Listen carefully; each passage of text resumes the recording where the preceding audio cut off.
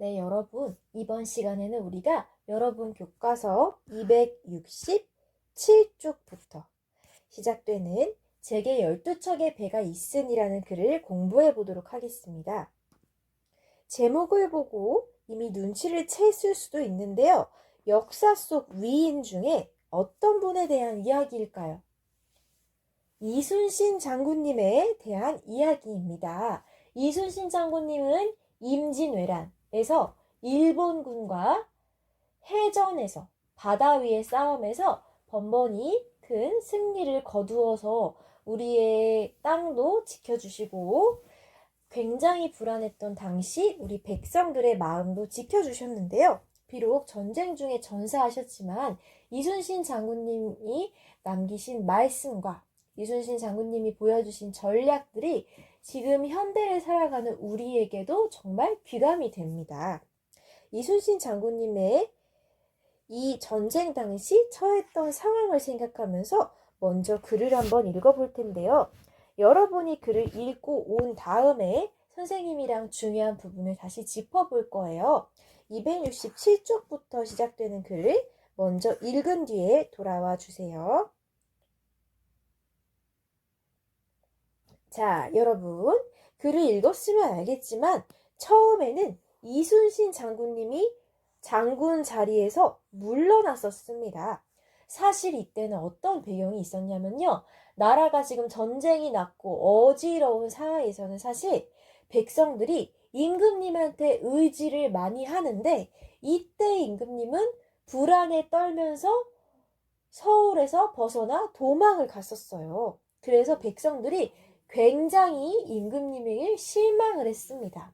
그리고 전쟁에서 직접 승리를 거둔 이순신 장군님에게 더 많은 의지를 했어요.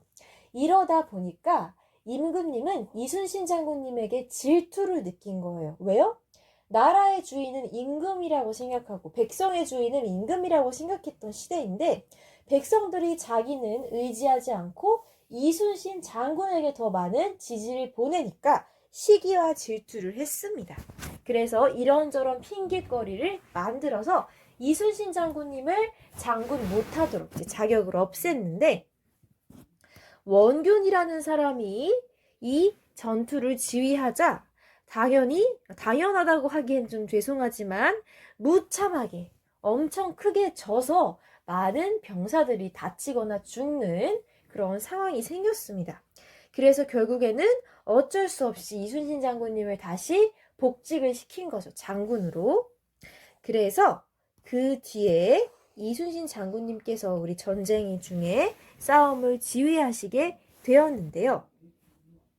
이순신 장군님이 전라도로 내려가서 이미 박살이 난 우리 군사들을 살펴보니까 고작 배가 12척밖에 남지 않았대요. 왜요? 이전 싸움에서 너무 크게 져가지고. 이 당시에는 지금처럼 의술이 발달하지도 않았고요. 위생이 좋지도 않아서 정말 다치면 그냥 죽는다고 보면 됩니다. 칼에 찔렸어요? 지금처럼 병원에 응급실에 가서 수술을 받고 회복하면 살 수 있었을까요? 아니요. 살에 상처가 나면 더운 여름날에는 특히 상처가 썩고 골마서 다리, 팔다리를 잃게 되기도 하고요. 병이 커져서 그대로 죽기도 했습니다. 또 위생이 안 좋았기 때문에 원래도 병에 잘 걸렸고요. 식량도 없었고요. 이런 상황에서 이순신 장군님은 배 12척과 군사 120명으로 훨씬 많은 수의 일본군을 무찔러야 하는 상황이에요. 자, 이렇게 상황이 안 좋으니까 도저히 바다에서 배로 못 싸우니까 그냥 육군을 보내서 싸워야 되지 않을까라고 걱정을 했는데 이순신 장군님이 어떻게 글을 올렸어요? 임금님한테. 어떻게? 저 싸움 포기하겠습니다. 아니요. 12척의 배가 있으니까 죽을 힘을 다해서 싸우면 이길 수 있을 것입니다. 이순신 장군님이 아니라 다른 사람도 이렇게 생각했을 거예요? 아니요. 다른 사람은 이렇게 생각하지 못했을 거예요. 수많은 일본의 적, 게다가 이때 조선군은 칼과 창으로 싸웠는데 일본군은 신문물을 받아들여서 총을 갖고 있었거든요. 게임도 안 되는데 어떻게 싸웁니까? 보나마나 다 전멸할 것입니다. 라고 했을 것 같은데 이순신 장군님은 12척의 배로 있는 힘을 다해 싸우겠습니다. 라고 답을 드렸습니다. 여러분이 이순신 장군님이었어도 굉장히 마음이 안 좋고 걱정이 됐을 텐데 임금님께 차마 포기하겠다고 이야기를 하지 못하고 최선을 다하겠다는 글을 올렸습니다. 이순신 장군님은 오늘날의 명량해협이라고 불리는 울돌목을 싸움터로 정했습니다. 이 울돌목으로 정한 이유는요.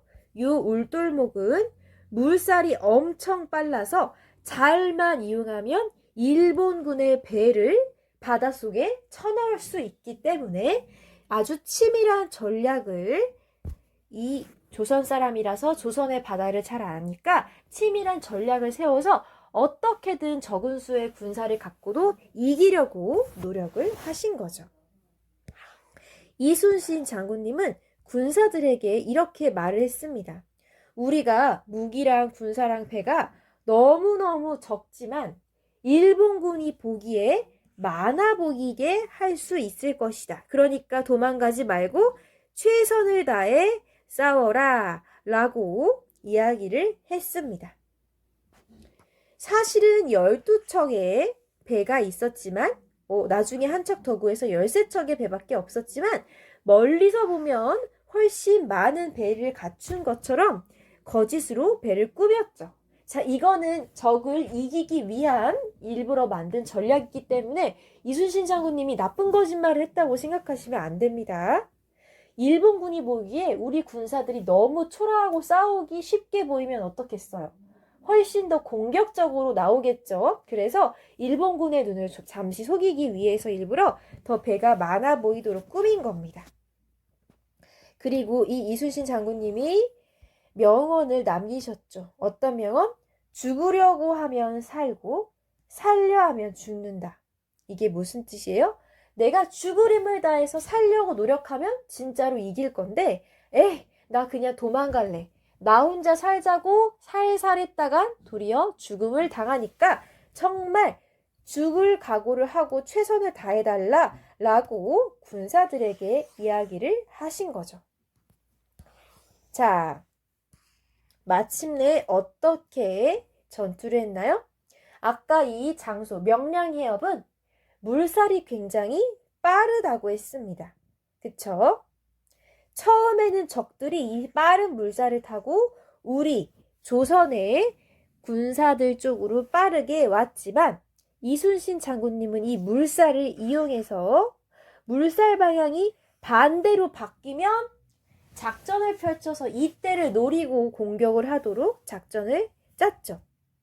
자, 쇠사슬을 이용해서 적의 배를 물리치고 또 갖고 있는 불화살을 사용해서 13척의 배로 10배가 넘는 배를 물리치는 큰 승리를 거두었습니다.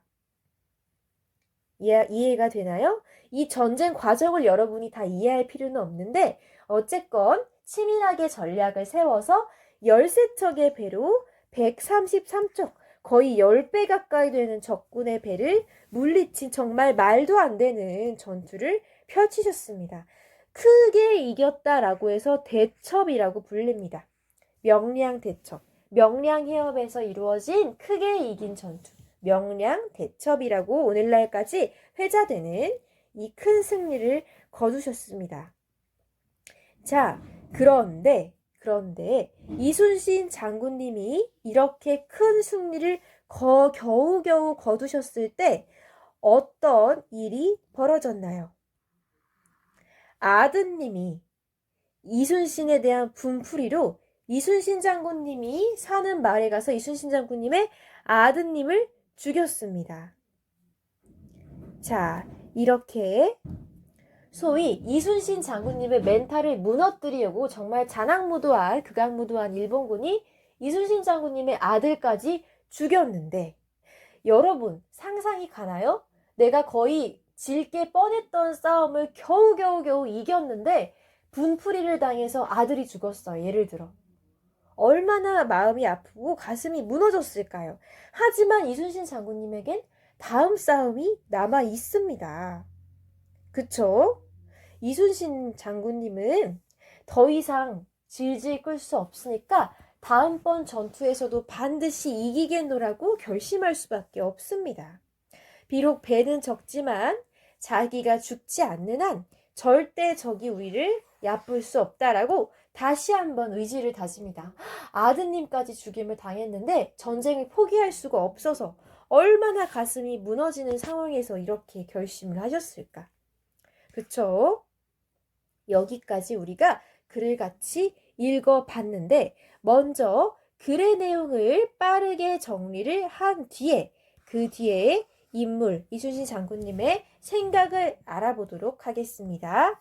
여러분 교과서 270쪽이에요. 글의 내용을 확인하는 질문을 만들고 짝과 함께 묻고 답해보라고.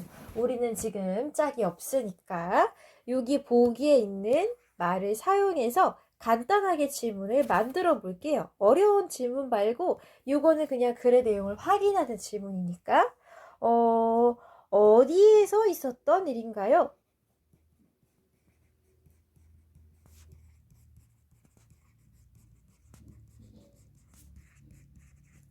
이렇게 문제를 만들어 보고 답을 해보면 어디에서 있었던 일이에요?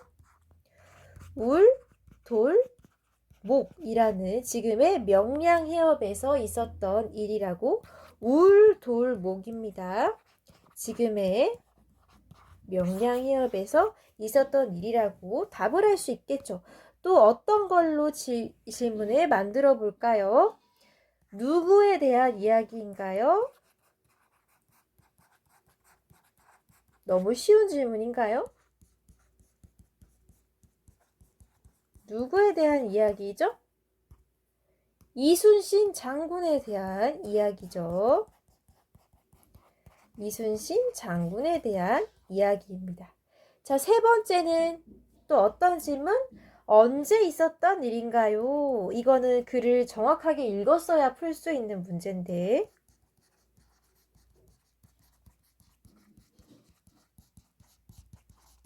언제 있었던 일이었죠? 교과서 앞부분에 방금 읽은 글 앞부분에 나와 있었는데 바로 1597년에 있었던 일입니다.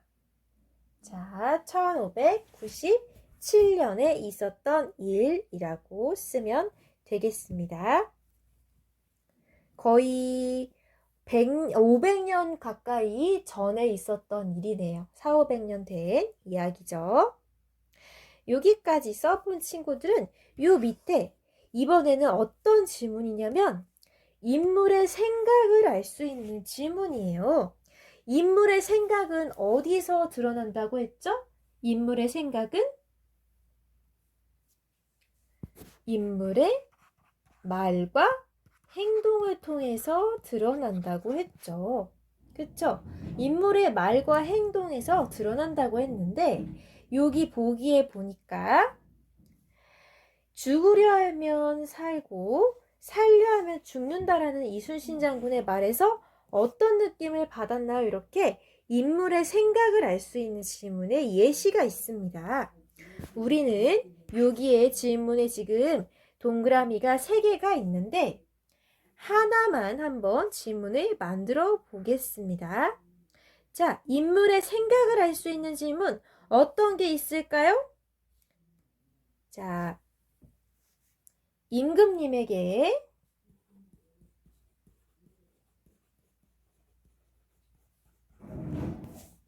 편지를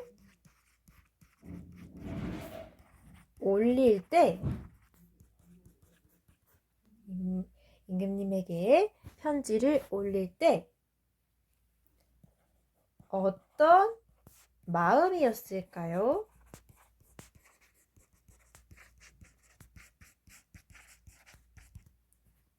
이렇게 한번 적어 볼까요? 임금님에게 편지를 올릴 때 어떤 마음이었을까요? 이렇게 적어보면 되겠습니다. 자, 인물의 생각을 알아볼 수 있는 질문. 임금님에게 편지를 올릴 때 뭐라고 했었죠? 제게 12척의 배가 있으니 죽을 힘을 다해 싸우면 이길 수 있을 것입니다. 라고 편지를 올렸죠. 이 편지를 올릴 때 과연 어떤 마음이었을지 우리가 질문을 해보면 좋겠습니다. 여러분 이순신 장군님이었다면 어떤 마음으로 이런 편지를 썼겠어요? 진짜 자신감이 넘쳐서? 저는 진짜 자신감이 넘쳐서 썼을 거라고는 생각하지 않고요. 실제로는 그렇지 않지만 그만큼 최선을 다하겠다는 그런 의지를 드러내고자 일부러 편지를 썼다고 생각을 합니다. 알겠죠? 이렇게 우리가 질문 한 가지 정도를 만들어 봤고요. 자, 여기 271쪽으로 넘어와서 이순신 장군님이 처한 상황을 떠올려 보면서 이순신 장군님의 마음을 다시 한번 돌아보도록 하겠습니다. 271쪽으로 넘어오면은 두 가지 그림을 볼 수가 있네요. 첫 번째는 임금님이 뭐라고 명령하셨어요? 바다에는 지금 12척의 배로 싸움이 불가능해 보이니 바다를 포기해라. 육군으로 싸워라. 라고 지금 임금님이 전해오신 말씀이 있습니다. 이 편지를 받은 이순신 장군님은 뭐라고 답했어요? 방금 얘기했듯이 저에게 12척의 배가 있으니 죽을 각오로 싸우면 이길 수 있을 것입니다. 라고 답을 드렸죠. 또 어떤 상황? 이전의 싸움에서 너무 크게 졌어요. 우리나라 군대가. 그래서 남아있는 배 고작 12척으로 133척에 달하는 적군, 왜군의 배를 이겨야만 하는 상황이었습니다. 이런 식으로 우리가 이순신이 처한 상황을 떠올려 볼 수 있고, 한 가지 더 떠올리면 또 어떤 상황이 있었어요? 아들 면의 죽음이 있었습니다. 왜요? 큰 싸움에서 한번 이기니까 일본 군들이 분풀이를 하려고 이순신 장군님의 고향에 기습을 해서 아드님이 싸우러 나올 것을 알고 일부러 공격을 해서 죽게 만들었습니다. 일부러. 이거를 당한 이순신 장군. 하지만 이 다음 싸움도 해야 하는 상황. 이렇게 정말 어렵고 어디 도망갈 데도 없는, 그런데 이순신 장군님을 백성들이 다 믿고 따르고 있는 이런 상황이라는 거를 우리가 이해를 해야겠습니다. 그쵸? 자, 그런데 여러분, 이렇게 어려운 상황일수록 이 사람의 말과 행동에서 그 사람의 인품과 가치가 드러나는 법이랍니다. 만약에 이순신 장군님이 그냥 평범하게, 물론 평범하게 장군 생활을 하는 것도 위대한 일이지만 평범하게 평화로운 시대를 보냈다면 이 정도로 우리가 이순신 장군님에게 감사하는 마음을 갖지는 않았을 것 같아요, 솔직히. 그런데 이순신 장군님은 엄청나게 어려운 상황에서 도망가지 않고 정말 최선을 다해서 이 우리나라의 군사들을, 우리나라의 백성들을 지켜주셨기 때문에 이순신 장군님의 가치를 본받으려고 하는 것이죠. 요 밑에 있는 연두색 박스를 보면 선생님이 말한 가치란 무엇이냐면 정의, 행복, 책임처럼 가치관과 관련이 있는데 사람이 어떤 행동이나 일을 선택하고 실천하는데 바탕이 되는 생각이에요. 이게 뭐냐면 예를 들어서 이순신 장군님이 12척의 배만 남은 상황에서 133척이나 갖고 있는 일본군의 배와 맞서 싸우게 될 때 피하고 도망가는 것을 선택할 것인가? 지금 있는 배로 맞서 싸우기를 선택한 것인가? 이렇게 어떤 행동이나 일을 선택하려고 할 때 바탕에 갖고 있는 생각을 바로 가치라고 합니다. 이순신 장군님의 가치는 무엇이겠어요? 아무리 어려운 상황에서도 물러서지 않는 용기, 끝까지 최선을 다하려는 책임감, 이런 것들이 바로 이순신 장군님의 가치, 이순신 장군님의 밑바탕에 깔려있는 생각이 되겠죠. 이순신 장군님의 가치, 아무리 어려운 상황도 헤쳐나가려고 결심하는 용기, 그리고 수많은 군사들을 책임지려고 하는 책임감, 이런 것들이 잔뜩 깔려있기 때문에 이런 결정을 내렸다고 할 수 있겠습니다. 알겠나요? 우리는 이순신 장군님과 같은 시대에 살고 있지도 않고 유튜브가 발달했던 시대도 전혀 아니기 때문에 이순신 장군님의 말을 직접 음성을 들을 수도 없어요. 그냥 전해져 내려오는 문서들을 통해서 짐작만 할 뿐입니다. 그런데 왜 오늘날까지 큰 감동을 갖고 본받을 수 있었던 걸까요? 이순신 장군님이 남기신 말씀이나 그 어려운 상황에서 했던 결정 같은 것들이 지금에도 본받을 수 있는 것이기 때문에, 즉 인물이 처했던 상황에서 한 말과 행동이 기록으로 남아있기 때문에 이것만으로도 충분히 그 인물의 가치를 느낄 수 있기 때문이죠. 그쵸? 우리 교과서에 272쪽에 있는 이순신 장군의 말과 행동은 이미 내용을 보면서 알았기 때문에 273쪽으로 바로 넘어오도록 할게요.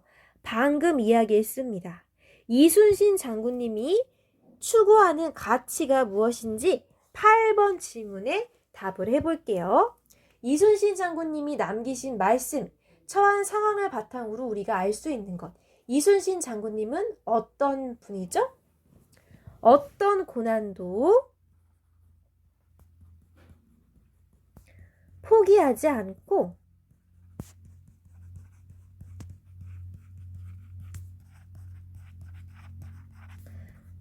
극복하고자 한다.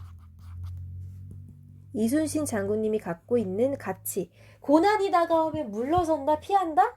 아니요. 맞서 싸우고 극복하려고 합니다. 그렇기 때문에 비교도 안 되는 적은 수의 배를 갖고 있는 상황에서도 최선을 다해 싸울 생각을 하신 거죠. 또 어떤 가치가 있는지 간단하게 단어로 적어볼까요? 용기, 자신감을 중요하게 생각한다. 자, 그리고 자기 자신뿐만이 아니라 자기를 따르는 수많은 병사들에게도 피하고 물러서지 마라. 죽고자 하면 오히려 살 것이다. 다만 살려고 노력하면 죽을 것이다. 그러니까 죽을 각오로 최선을 다해 싸워라 라고 자기의 가치를 전해주기까지 하였죠.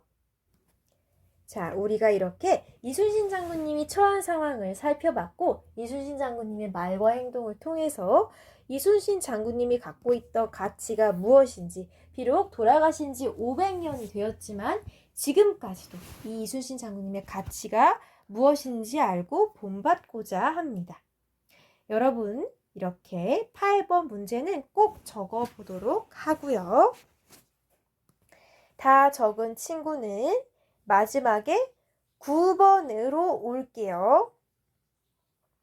이제는 반성해보는 시간. 이순신 장군님을 통해서 우리 자신의 삶을 한번 돌아볼게요. 우리는 일상생활에서 어려운 상황이 오면 이순신 장군님처럼 이렇게 끝까지 이겨내려고 노력을 하나요? 포기를 하나요?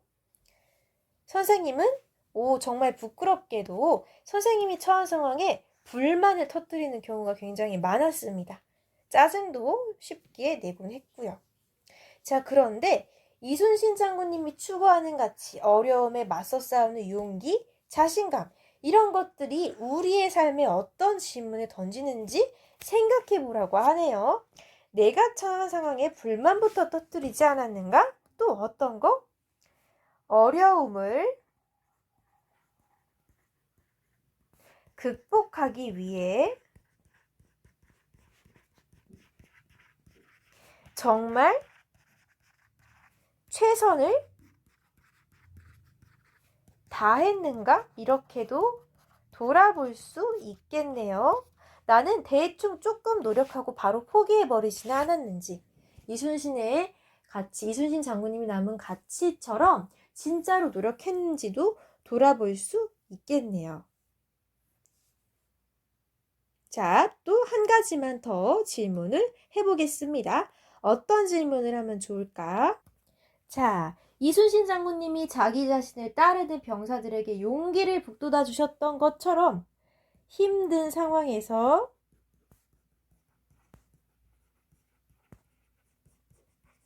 주변 사람을 격려해 주었는가? 이게 정말 큰 일이죠. 나도 힘든데 다른 사람까지 챙기기 쉽지 않은데 이순신 장군님은 정말 대장으로서 그 전투를 지휘하는 사람으로서 역할을 다 하신 것 같습니다. 우리는 사실 우리 몸 하나 챙기기도 바쁜데 정말 역시 위인이시죠. 이렇게 질문을 던져보면서 새삼 선생님의 삶을 반성하게 되네요. 자, 이번 시간에는요, 이렇게 이순신 장군님이 추구하는 가치를 통해서 우리의 삶까지 되돌아보는 시간을 가졌는데요. 지난 시간에 이어서 이번 시간까지 이 이야기에서 인물이 추구하는 가치를 파악하는 방법을 얼른 빈칸에 알맞은 낱말을 넣어서 정리해 봅시다.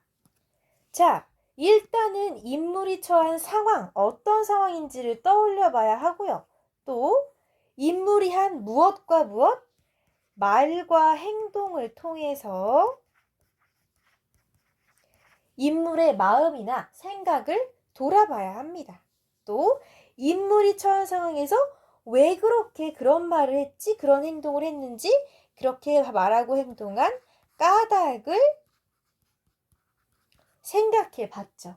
이렇게 인물이 처한 상황과 인물의 말과 행동, 그렇게 말하고 행동한 까닭을 생각하면서 우리가 인물이 정말 추구하는 가치를 알아보는 연습을 했답니다. 자, 지난 시간에 하여가와 단심가에 이어서 이번 시간은 이순신 장군님의 글을 읽어봤습니다.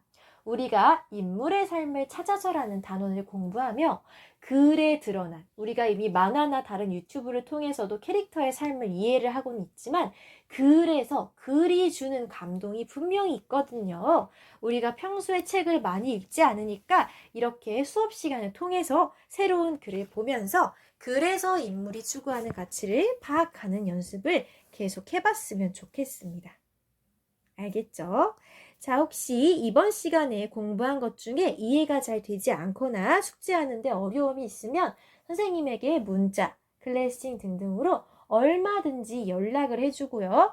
이번 시간에 여러분이 공부를 잘 했는지 안 했는지 272쪽, 273쪽 사진으로 찍어서 선생님에게 보여주면 고맙겠습니다. 알겠죠? 그러면 선생님은 다음 시간에는 새로운 글을 통해 여러분을 만나러 오겠습니다. 이번 시간에 수고 많았습니다.